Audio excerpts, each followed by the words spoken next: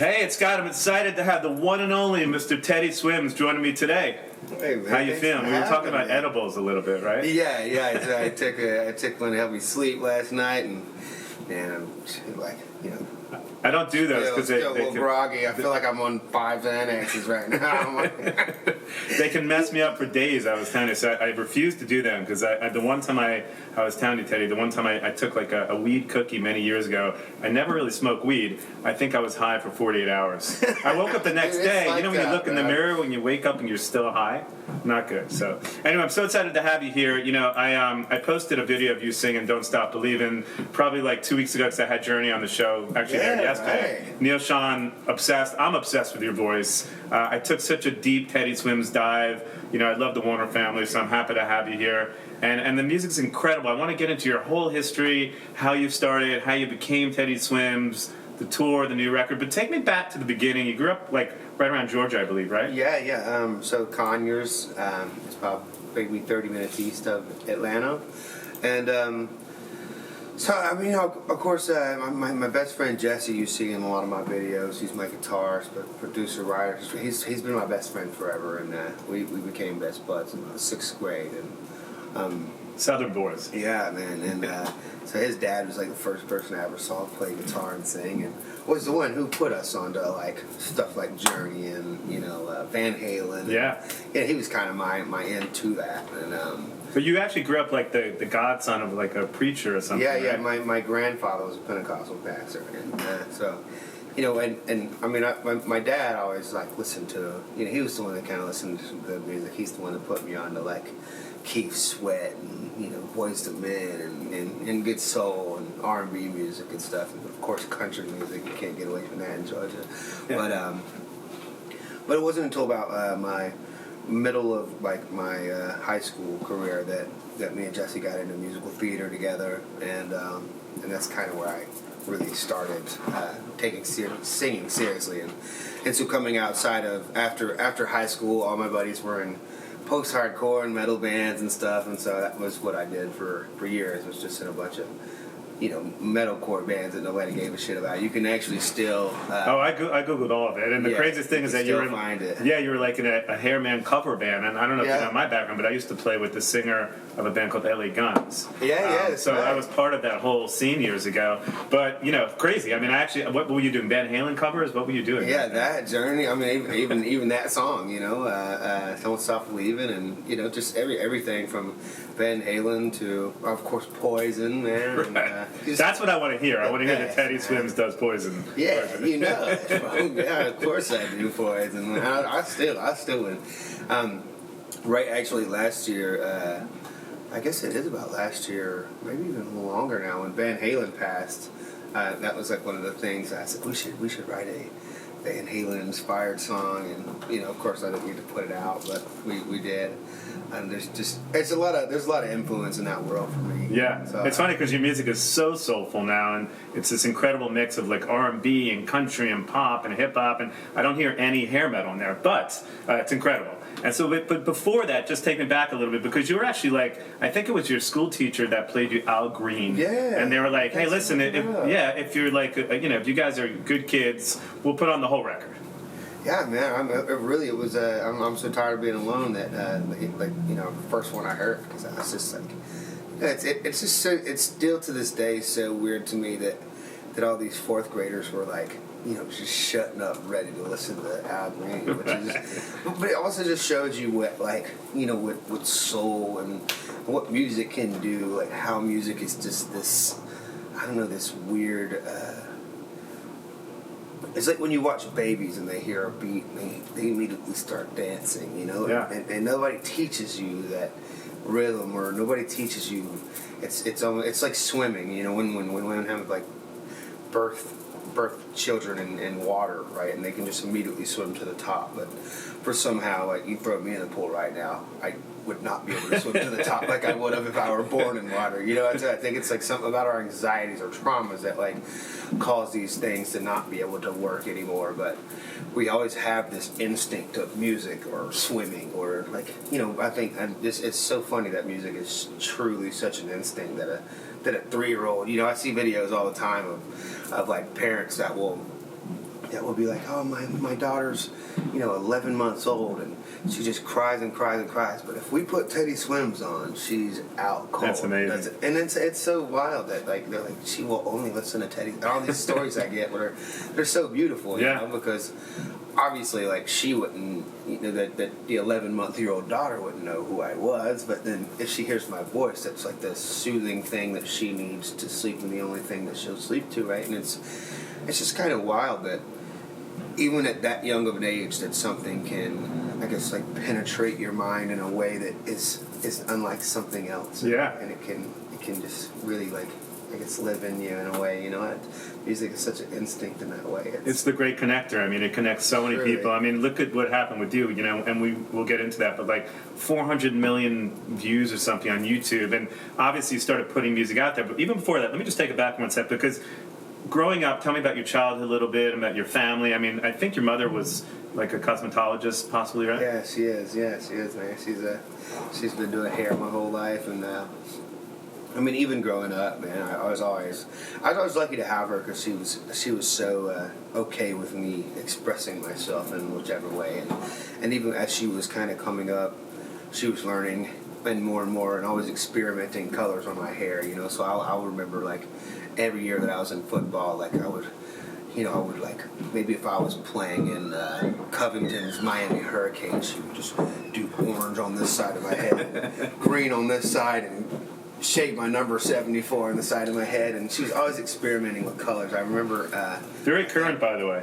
Yeah, I think I might have been in 5th grade in 2001. I can't remember what year when 9/11 happened. Either way, I got pictures of me as a kid. My mom did this whole side of my head red and this side blue and a white strip down the middle, and made it all like, and it's just like my mom was always allowing me to. And I remember even coming up with some of my elementary school teachers, like, them just kind of despising me and thinking my mother was just an absolute, like, lunatic, horrible person, that she would just let me dye my hair and express. I mean, even remember, like, by the time I was a senior in high school too, I mean, I had, like, I think I was in even 8th grade when I had, like, my labrae, my tongue, my nose, my gauges in, my eyebrows. Wow. It's pierced all over my face. Yeah. And I was just like, I don't care, just express yourself, But they're actually very supportive of your career, right? Because you started doing musical theater, and then I think it was your mom or dad that said, listen, if that's your calling, just go for it, right? Yeah, because my mom was always like, of course, since I had been growing up around hair, and I was, even as a little kid, I was pulling her hair through her cap and, getting her highlights and stuff, just helping her out there. And so I've always known and was always cutting my bud's hairs. And so she was kind of the one that influenced me to go to cosmetology school. And she was like, look, baby, you go to cosmetology school, and then I'll come with you, and I'll just go get my teaching degree while you're going, so I can kind of hold your hand through it, And so we did for a while. But she was always just kind of on the... you need that backup plan. You need that backup plan, because at least with hair, you can kind of, you can kind of, like, so much about it, and you can make your own schedule, and you can do what you want. And I'm only getting old. I'm getting carpal tunnel, so, like, you can have all my clientele. And like, no, you're gonna be like a hairdresser or something. Yeah, yeah. Okay, so I was gonna just kind of do what my mom did, and then, like, do music in the background until it paid off, or if it didn't, then I was gonna be hairstyles. And I was just in hair school at the time.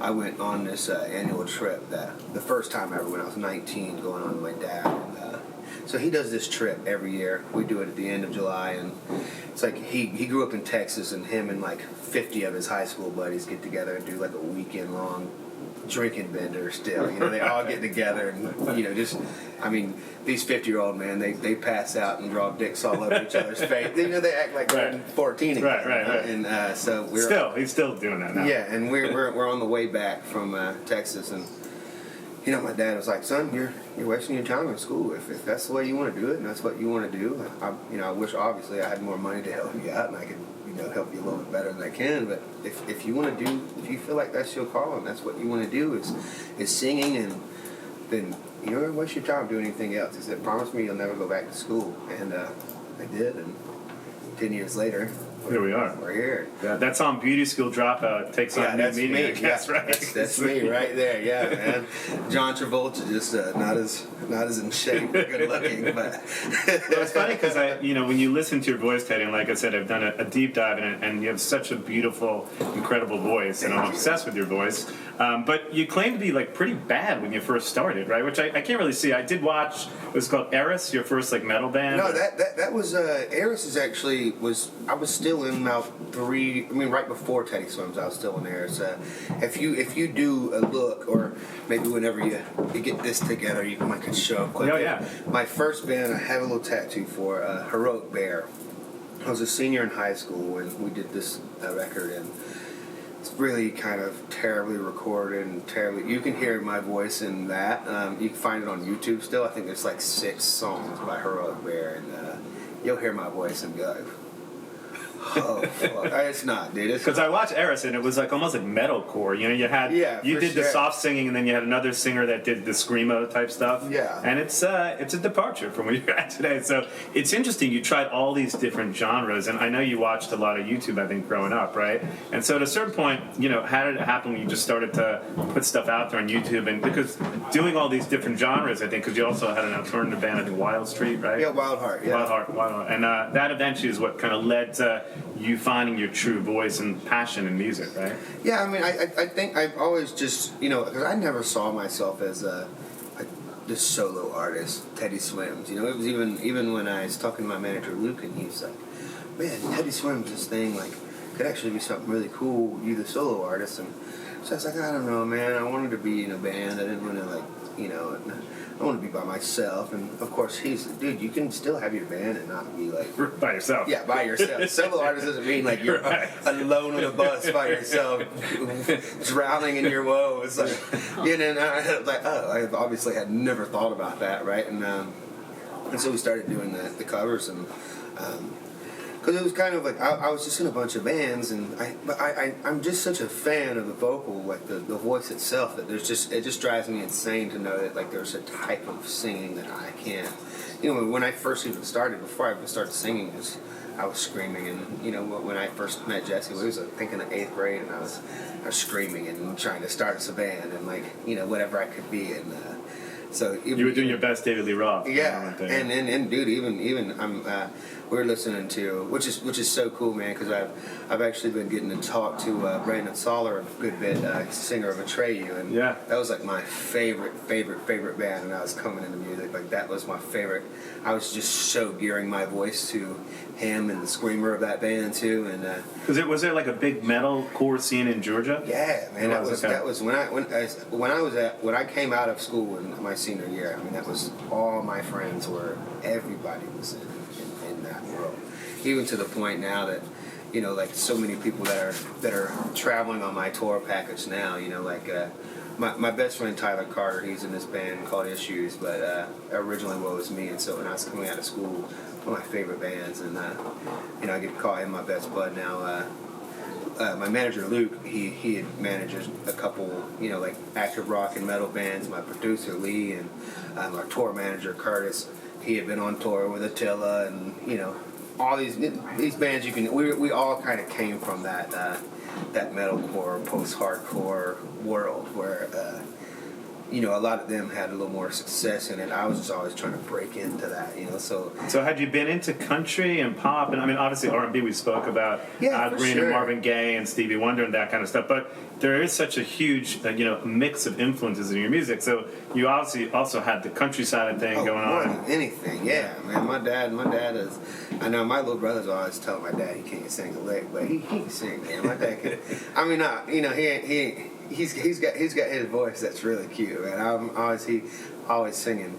I remember getting in that car with him every or on the weekends, and he'd always have the George Strait CD. He had Tim McGraw, man, and Nelly, and I remember that Tim McGraw and Nelly. That was like one of the life-changing songs ever, right? And so I mean, definitely like country music has influenced me in such a way, and even now when I get those opportunities to go out to Nashville and write, and there's just a place that country music will always have that nobody gets to tell a story quite that way in Yeah. the other genre, right? And so I think that was my thing with as I was even that I've tried to protect in being Teddy Swims is that there's just this thing about the genres that can lend themselves to certain things better than others can, right? You know, in R&B we can kind of sell like in R&B we can kind of do we can make love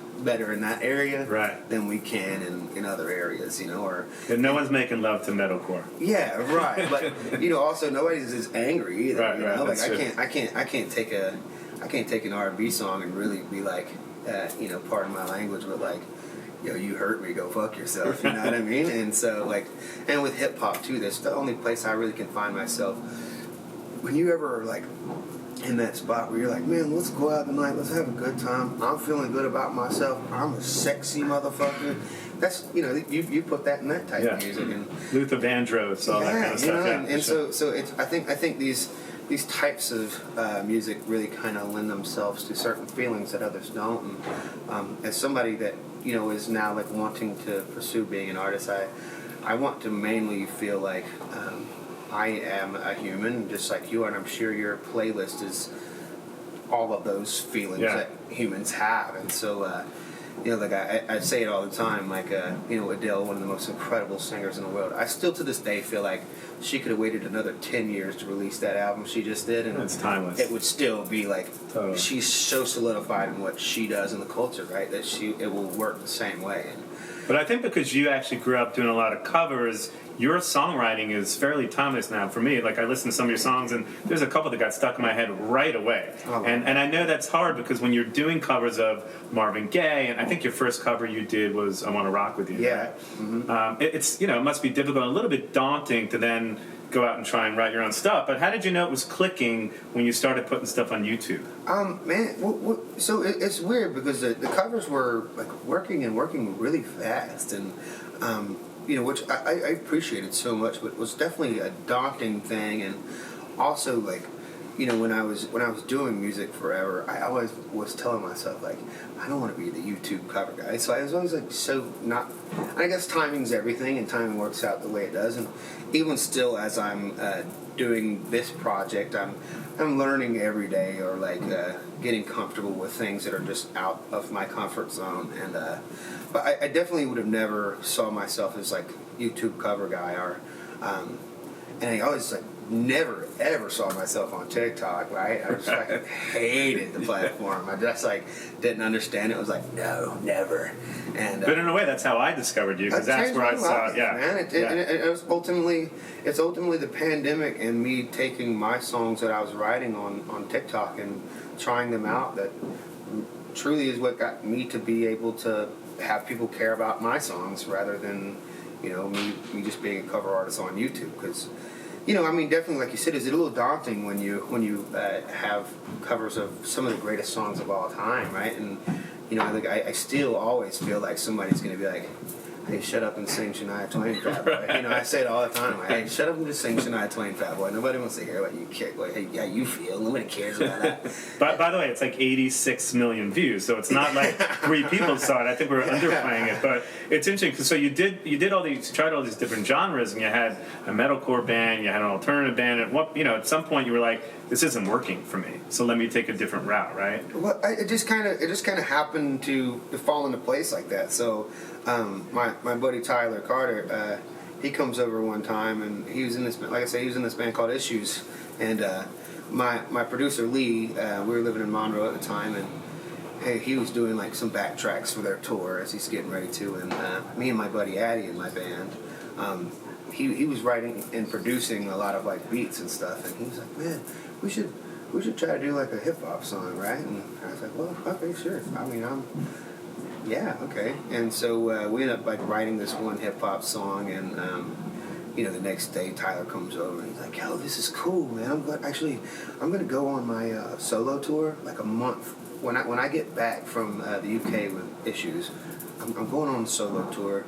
You guys should come open up." And I was like, yeah, I mean, we only had this one rap song, and we don't have names or anything. It was just kind of something funny we're doing. He's like, well, look, you got a month. Give me 30 minutes of these songs, and then you guys can come on tour with me. And so I'm like, okay, well, yeah, sure, let's do it. And so me and Addie, and while I'm in like 4 bands at the time, and me and him are working at Chili's. We spend the next few days getting off at Chili's, and we're still doing this is before the covers even. So we start writing these songs, and this is going to be March of 2019. And look, when we do this tour, so he. By the way, back. sorry to interrupt, but I love these stories because just like 3 or 4 years ago, you were working at Chili's. Yes, this was amazing, right? This is March of 2019. We're getting ready to go on this my first tour ever. Been in countless bands, nobody gave a shit about. I'm finally going on my first tour. I've been singing forever. I'm finally going on my first tour as a rapper with no music out as a rapper. Working at Chili's. Yeah, working at Chili's. Yeah. Me and Addie have to get like a month off. Thank God for them though, because I think Chili's is one of those places that like there's so many people that work there, but they are still in school or they're pursuing something else. Yeah. And I think I don't know if all of Chili's is this way, but I can definitely say our Chili's there. Everybody that was working there, they always totally respected that, like You were singing. You were in school to be a veterinarian, or you were whatever you were doing. Yeah. They would respect and let that be the first thing. And No one's like a lifelong Chili's employee. I mean, except for those people that were honoring that we weren't, and Right. so maybe they were either just cared about us so much, or they just didn't want us to end up like them. I don't know what it was, but shout out to Jason and Jeanette for like always making a way for me to pursue that. And Chili's is getting a lot of press right now, by the way. yeah, they sure are, man. And I'm just grateful as hell that every time that I was ever having a job like that, like my first waiting tables, I had bosses, and that were always like, look, man, you pursue that, and we'll understand, because I just had lived my entire life like this is the only thing that matters, and everything will make sense if I get this. So I'll struggle forever for this. And so we get these songs together. We go on this tour, and we're playing to some nights like 15, 20 people, and I'm up there just drunk as shit yelling rap songs that nobody knows. And so my buddy Luke, he comes to our LA shows, and he's like, bro, this is. He's like, I've seen you in all your bands, and doing your thing, and but he's like, this is like Teddy Swims. It's kind of like people are really responding to you, not even as a singer, just you on stage, and like doing it. So we should maybe pursue this Teddy Swims thing. And So you had changed your name at that point, because where did the name come from? It was sort of like an acronym, right? Yeah. So I was going to go as just Swims on this hip hop project. It's someone who isn't me sometimes, and so I was like, maybe I could just kind of like have this name as a, if I'm doing hip hop, then it doesn't have to like totally. It could be just something different and a different person or character, right? And then I've always been called Teddy, and so I guess like right before we're gonna go to do the tour, we were trying to come up with names, and Tyler was like, maybe you should just slap Teddy in front of Swims and call it Teddy Swims. And I was like, nah, I hate that. And all my buds are like, no, that's it. And he's like, yeah, I'm putting it on the flyer. And I'm like, dude, I hate Teddy Swims. It's gross. It's like not cool at all. And then like now here we are, and it's still growing on me. And I'm so Teddy Swims now. And but names are like that, right? Because the Beatles, when somebody first said Led Zeppelin or the Beatles, even the Rolling Stones, people are probably like, that name sucks. Oh yeah. But ultimately, it just becomes something, and it becomes something bigger than you, and then you just fall into it, and it is what it is. Yeah, and then the name actually like is cool. When I think about some names of bands, I'm like, yeah, I think they might be so cool. But if I was in that band and somebody came up with it, like I remember when I was in my band Wildheart, and somebody came up with Wildheart, I was like, ugh. And then it just stuck, and then and now I think back at it, or like my first band was Heroic Bear of the Despair, and then that's not a great name. It's horrible. It's so long and so long. Heroic Bear of the Despair. Yeah, and I remember I even had a buddy that at the time was like, we should just drop it Heroic Bear, and I was like, no, the rhyme thing is like what's cool about it. We ended up just dropping it to Heroic Bear a couple of years later. Yeah. But it was just like, no, why would we do that? That is probably one of those names that people wouldn't have grown into, but unlike the Beatles or anything. Yeah. All right, so you're on stage, you're doing rap songs to 15 people. Luke sees you and says, hey man, this is a great thing. Yeah, because he had been in my life, for a while at that point, and he was just like, dude, there's something about Teddy Swims. We should put some gas on this and figure out people are really responding to it. And so that's kind of like a little bit what spurred the me taking Teddy Swims thing a little serious.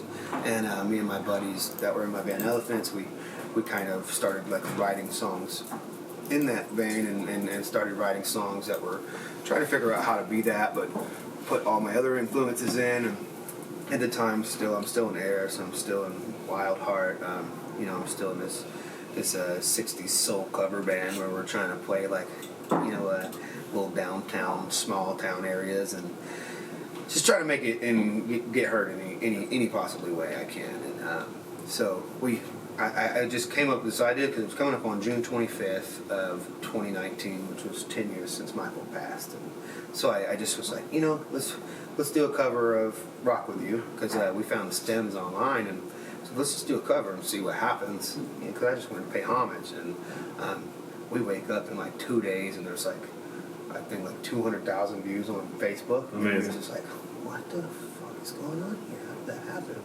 And we just see it's like all these people from New Zealand and Australia that are eating it up, and I'm just growing like a weed at this point. And then we end up doing I Can't Make You Love Me, and that just goes wild on YouTube, right? And it just keeps going and going. And so we're just like, let's put all gas on this. And I remember telling all my buddies, like, look, hell, man, let's just give this 6 months. And so I just convinced all my buds, like, if y'all could just give this 6 months, because you can film and you can record and we can play and you can design. And so, like, maybe we should just we're all working on a bunch of different shit, but maybe we should all just kind of put our energy into this. And if you guys will give me like just 6 months of your time, and I think this will work, because we won't need anybody, But at some point, it's also validation, because if millions of people like what you do, it's right there, right? And that's the interesting thing about YouTube. You don't have to wonder. I mean, when you're playing for 15 people, you're questioning, is anybody getting what I'm doing here? I'm alone on stage. It's like Spinal Tap. Yeah. No one's here. But then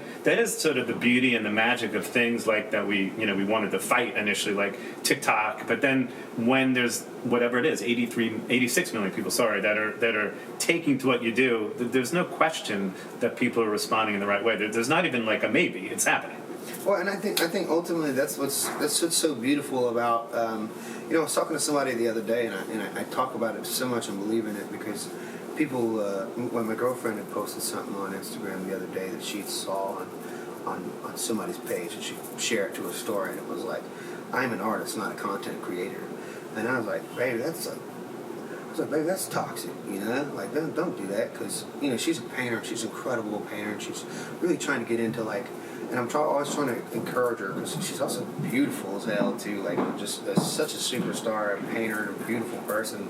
I'm like, baby, you get on that TikTok thing, and you could even just do the cute girl trends and be massive. Right. I'm so talented and gorgeous, and such a person and character, right? And it's just kind of has this issue where I did the same for a while, where I felt like I'm not a content guy. I'm a writer. I'm an artist. I'm this, and so I don't want to. But you forget how like awesome it is to have the ability to be a content creator, to be somebody that gets to take your thing in your own hands. Because if it had been, if that journey cover I did, man, like to get to see what you and Neil sitting chatting about it, and him talking about it, and now me and him are talking all the time, right? If this had been any other time, if let's say I was in the 80s when they were doing their thing, Never would have happened. I could not look like this, and Right. I do that. I could not look like this. I'd be singing at bars and like hoping to one day to get discovered. And even if I had the talent to, then there might have been like, you need to lose 80 pounds. You need to like the face tats. I don't know if it, like the vibe. You look like a felon. Like, it might not have been the thing. Like and now I get to just so authentically like be myself and have this thing where I get to post anything. And Well, that's a fascinating thing I was going to say, Teddy, about the labels these days, because they don't necessarily take chances with new artists. They want an artist to have millions of views. They want an artist to have traction. They're getting whatever it is on Spotify. But you also have all the tools at your fingertips to make it happen if you're that talented. I always believe if you're that talented, people will find a way and they'll come to you. You know, if you build it, they'll come. And so you started doing this, and you released Picky in like 2020, I believe, right? Yeah. And so at that point, things just start happening. Rolling Stone names you like artist to watch. That's got to be incredible. Again, working at Chili's a year or two before that, and then all of a sudden, Rolling Stone, which is sort of the competitor spin, but it still names you the artist to know or the artist to watch. That's got to be an incredible feeling, right? It is, man. It's truly. I think it's just truly a blessing that you get to.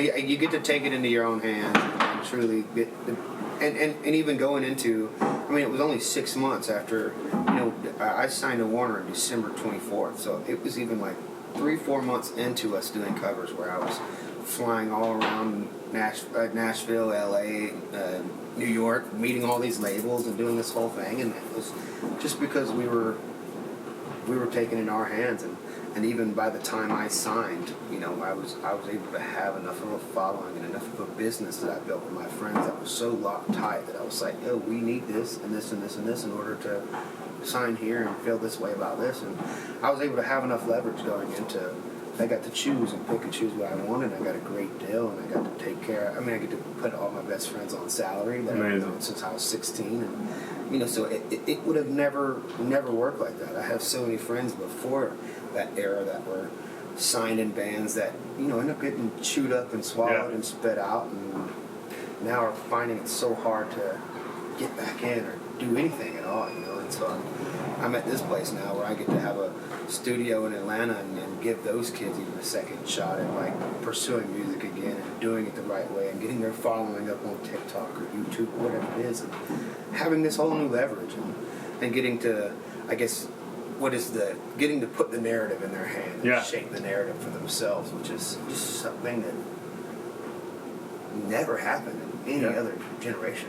Now, did Warner sign you without hearing original material? They signed you just based on their covers? They heard a bunch of it, but a lot of the stuff we were doing when we first started writing original material was, I don't know, man. Now I look back at it from a couple of years ago.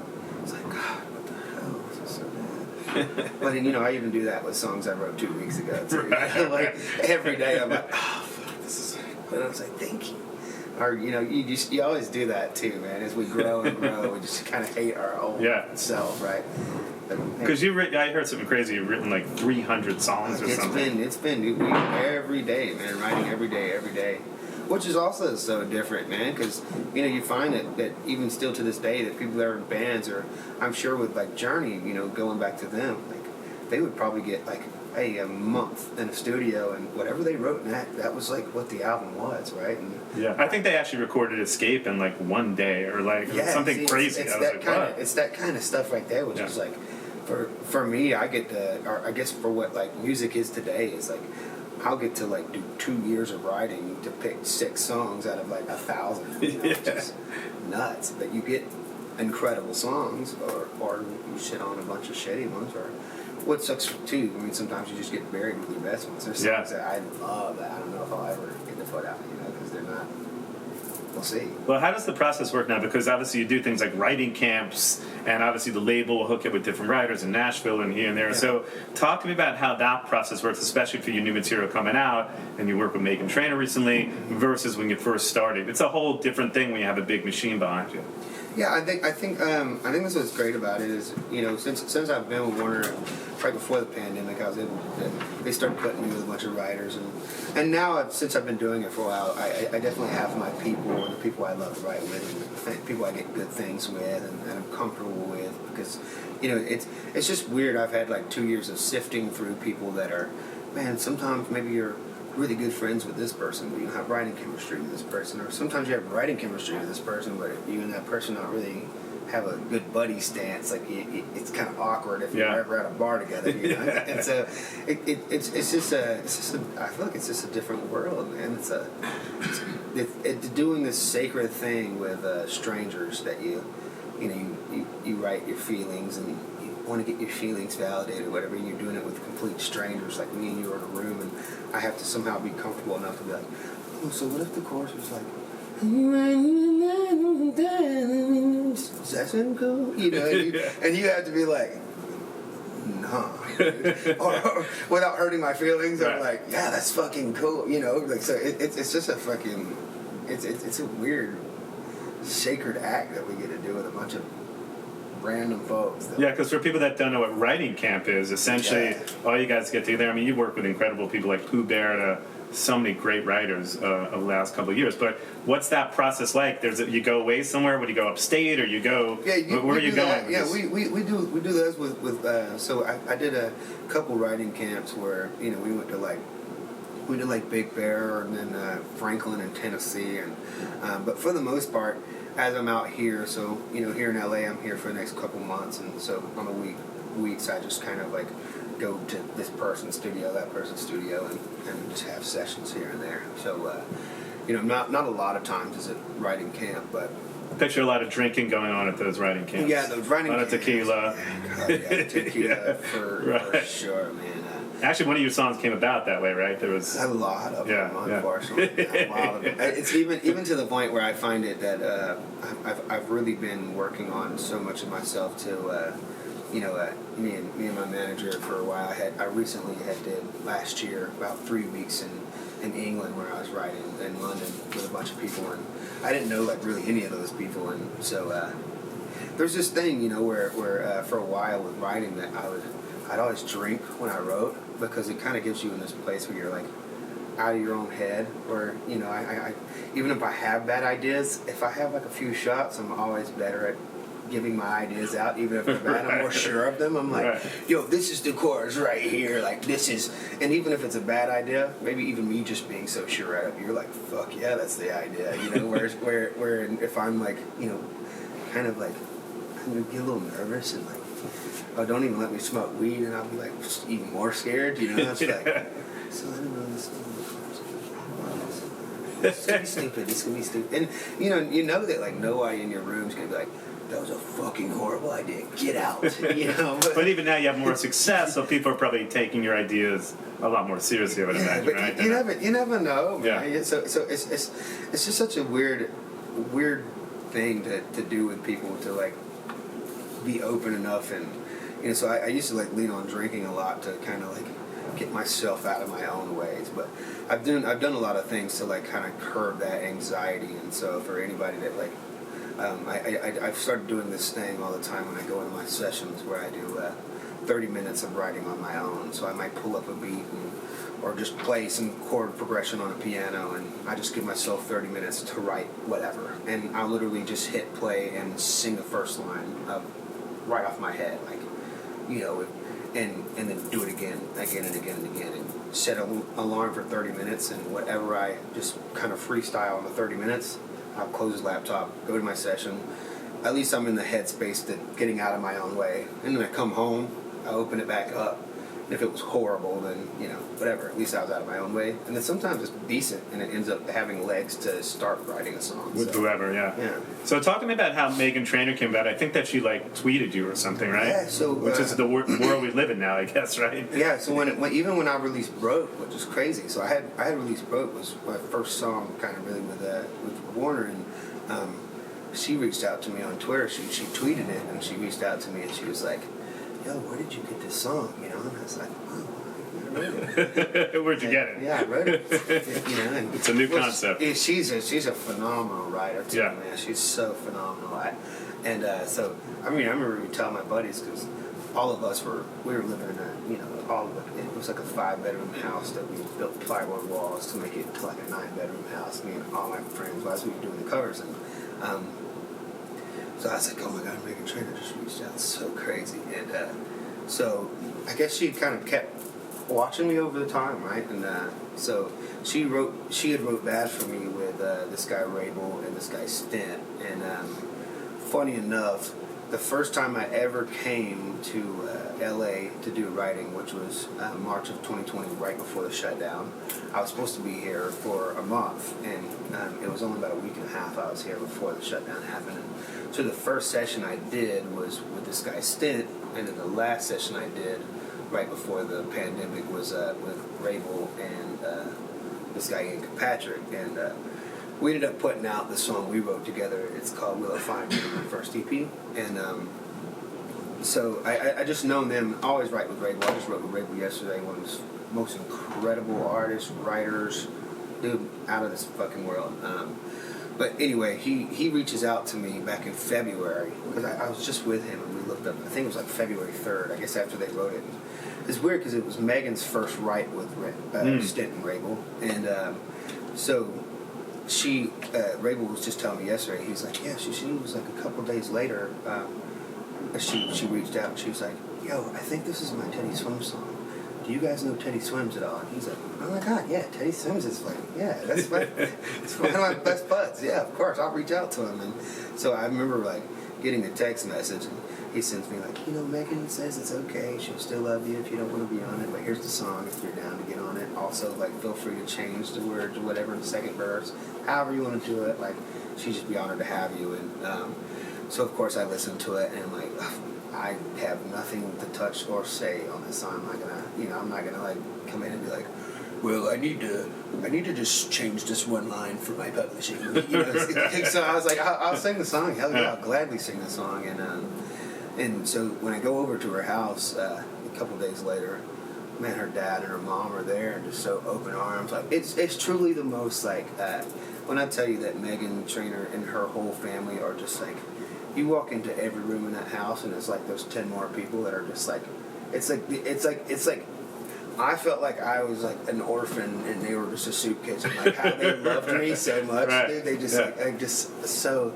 And her dad was the one that apparently showed me to her, and so she's been a fan. And her husband Daryl was like, you know, he was the one that was laying in bed after hearing it. And he was like, "Hey, this is your Teddy Swim song." And so she's like.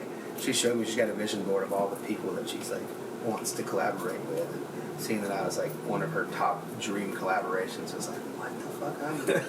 I was freaking out that her and her whole family are just such fans of mine because it's fucking Meghan Trainor for God's sakes, right? And it worked so well. It's such a great collaboration. Yeah, she's phenomenal. Man. She's amazing. Truly incredible. Well, I want to talk a little bit about the new EP, Tough Love. It's interesting. The song that I was telling you about, Simple Things, is the one I cannot get out of my head. It's one of the greatest songs I've heard this year. I'm obsessed by it. It's actually tattooed on your eyelids. So, like, yeah, I mean, and I heard a story. I think Luke, your manager, was like, maybe you want to wait before you get more face tattoos. Maybe wait till the record kicks in a little bit more. 3 million copies, right? Something like that happened. Yeah, and he's always trying to tell me not to get any more. And I always tell him and my mom I'm done getting face tats, but I'm addicted. So how'd the song come about? Because Simple Things is such a great song. So I was at this writing camp and with Julia Bunetta and John Ryan, you know, this whole gang, and we were in I think Bear Creek or something, Big Bear, whatever it is out here, and we went and did a writing camp. And at the time, my granddad had been passed for a while, and you know. And we got to talking about that. So the concept of the song was we got to talking about that. I found that the more and more I had told myself forever that, you know, if I ever got this dream and this goal, that I would everything would be okay. I don't have any issues or problems anymore. And then I find that, you know, I used to always be so like upset with like some people that are still in my hometown, or like my mom, for instance. Like my mom is, even at the time, was like 3 houses down from her parents, and you know my whole mom's side lives on this diamond, like about this big. It's truly like this diamond in our hometown, and you know, like you can see like my grandparents' house, you know, my granddad's brother's daughter's house, and it's so from this side to all these, it's like all my family. Like I remember when my granddad died, there's 40 people that was already at his house when I got off work and went over there. And we were all so tight-knit to the point that even when I was a kid, you know, obviously probably wasn't a good student. I was kind of the, you know, like ugly duckling, right? And or you beauty school dropout. Yeah, and so anytime I ever did anything wrong as a child, you know, you got like 40 people like that are right next door to you. Like, you know, it's like I always just wanted to get the hell out of there. It's like I fucking hate that everybody's here and everybody's just like so content. And then every time I go to the grocery store with my mom, she's there for 2 hours with somebody she's known since middle school. I'm like, God, want something more for yourself. Fuck, I don't want that, you know. And and I'd just be so mad at them, like not wanting. And so now the older I get, the more like, especially now that my granddad's gone, the more that I realize like, if the day comes that I'm a grandfather, I actually want the same thing, you know, like that. He was always a little bit tougher on me, but he also knew what like I wanted out of my life. He was also like wanted to know that I kind of wanted to be this leader role and travel and see things, and I kind of would want the same thing if I was ever lucky enough that I could like, regardless of where my spiritual beliefs are now, if I was ever in that place that as a grandfather that I could have a spot like a whole diamond of an area where my kids and my kids' kids and all could just stay right here, and then they could go to the same high school, and then they could have regular jobs and have families and be just safe and content and not want anything more for themselves and just have like a solid, happy family, simple life. Like, truly, that's the fucking goal, right? Yeah. Is to protect your family and let them have that. Definitely.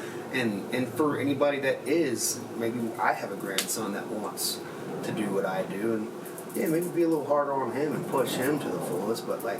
But you can tell you had a lot of love in your family, just the way you are. And I can't be mad at somebody for not wanting to be looking, you know, like for wanting something simple. And now when I think about it, you know, in my life, I'm like, man, I could have probably never thrived with that life, but so like I should want that for people, you know. I should want that for anybody that wants that. Like, yeah. It was an ex-girlfriend that I was with that. You know, I was talking to, and I used to get so frustrated with her for not wanting to really do anything. And I was like, baby, how can you not have a passion or something that you're like absolutely crazy about that you want to do? I was like, you never like watched like The Matrix growing up or like Star Wars and been like, that's me, yeah. I'm Luke Skywalker. And she's like, no. So I just kind of watched the main character, and of course I want the main character to win. I want the protagonist to win, but I've never like looked at that person and was like, I'm the one that's going to restore balance in the force, you know. And I realized everybody doesn't have that burden when they see a main character. But I have just always been like, I am the one to restore the balance. You know, I have always felt like that was me. That was my calling, you know. And so it's just I realize people don't want that. People don't want to be matter or be famous or be remembered. Some people don't have that. No, not everyone has that. But you really manifested this, and it happened for you. And by the way, such a lot of great music coming out for you right now too, right? I think July 15th, Better Now. The track with Burns comes out. Then you have, I think, you have your EP coming out September 9th, and the tour. You're going to Australia, you're going to New Zealand, you're going everywhere. I think you end the tour actually in Georgia. I think Athens or Macon, both of those. So pretty exciting stuff, right? And do you ever thought you'd be like going to, because you were talking about a lot of fans from New Zealand on YouTube, you ever thought you'd be heading over there a couple years ago? I hope we would, because there's so much of fan base right there. And it's like New Zealand, Australia, and Philippines are insane. I think I'm like famous over there. Yeah. Maybe not the weekend or anything, but no, but it's going to be incredible. I'm excited to catch you. And in fact, I think I'm going to see you tonight because you're doing something with Warner Brothers, and I will be there. Hell yeah! But before we go, Teddy, because you do such an incredible version of so many songs a cappella, are there any songs that really resonate with you that you'd love to give us a taste of, like whether it be your favorite ones? Because I'm obsessed with watching all your clips, and your voice is so magical that I have literally went down this deep hole, like I said, and spent hours watching all these clips. So, you know, sing us away a couple songs that you love, because for me, the people out there need to hear how magical your voice is. Oh man, when you put me on the, you know, when you get put on the spot. Well, your favorite songs. I mean, it like could be What's Going On, Marvin Gaye. It could be I Want to Rock With You. It's like you don't know any songs anymore. Yeah. It could be Simple Things. I mean, it could be anything, right? Yeah, let's see what we're. Yeah. See now, I know I'm gonna get all worked up. I can't think of a song. It's like I don't know any songs at all in my life. Man. What are your favorite ones that you just love, right? Because I feel like the world needs to hear what an incredible singer Teddy Swims is. Well, man, we'll from my granddad. I feel always tired. Come too far from where I started from. Nobody told me that the road, it would be easy. And I don't believe he brought me this far to leave me. Incredible. I get chills when I listen to you sing. I'm so excited to see you tonight. The tour kicks off Australia, New Zealand, September 13th. The Tough Love Tour, the World Tour. Follow Teddy on all things social media. It's such a great hang with you. I could do this for hours with you, but I know you're on a schedule because you are playing tonight. So it's like 3 songs. well, whatever it is, I'm excited to see you. I'm excited to hang with you, and I'm so happy you came by. You're a pleasure, and what a talent. I'm so excited to catch you on tour, so I appreciate you coming by. My pleasure. Thanks for having me. Thanks again, Teddy. Appreciate it.